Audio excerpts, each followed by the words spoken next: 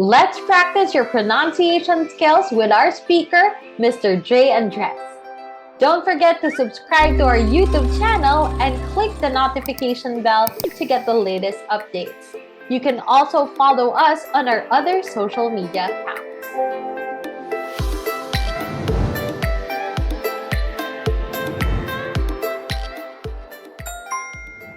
Every time you are going to talk about a verb that ends with a voice consonant, you can sound it as a D sound. So how do we say things? I'll give you examples. The L sound, the R sound, the E sound, like call, bore, or O. If you put a D sound at the end, it would be called, bored, and owed. All right, so it's a D sound at the end. Now, if you are going to talk about a verb that ends with an ID, it would sound like a T and the D at the end. So for example, instead of wanted, we say it wanted, decided, and noted. So it's the ID at the end. So it's not literally the E and the D, noted, decided, or what wanted. No, it's wanted, decided, and noted. Next, it will be an S sound, okay, if the noun at the end is voiceless. So when you say voiceless, doesn't have any effort when you produce the sounds. For example, shops, books, and accounts. So the p, the k, and the t sound, okay, are voiceless.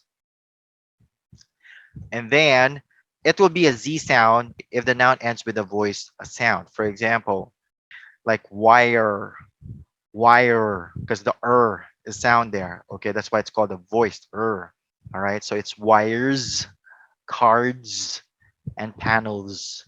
Again, these are tips, not rules.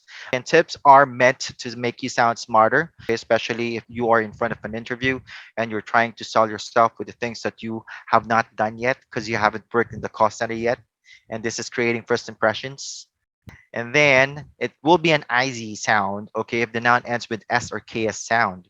For example, a house. So house ends with an SE sound. Okay, so when you say houses, it would be different. Phases and boxes. There's a lot actually. Then if you are, it will be an S sound. If your noun or adjective would end with an SE. For example, these words at the bottom would be loose, base, and house. So S down at the end. Loose, base, and house. If you see an S in between two vowel sound, would sound like a Z sound. However, these words are special words because it has a condition, okay, that follows through another tip. See how native speakers would really have a lot of tips with how they sound, from one to another. Okay. Then it would be a Z sound if the verb ends with an SE. So now it's a verb. Verb is an action word that creates, action. It tells what a noun or the subject is doing. And how do we use that? Okay, for example, remember this: use, close, cause. And then we also have the S sound when the C it sounds like an S. For example, face. Okay, so you don't say fake, nor plake or canter. So it's a face, place, and center. All right.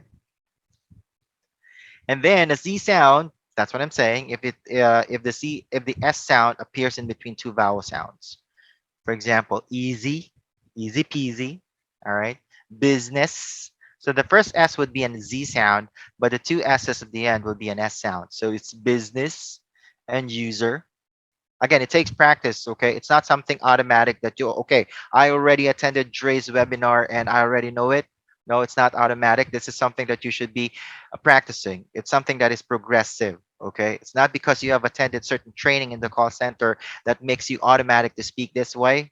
No, this is something that you should be consistent, okay? And you should be doing it every so often.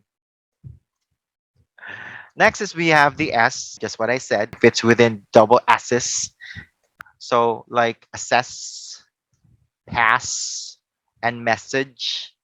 Hi there! Did you like this video? Follow for more tips.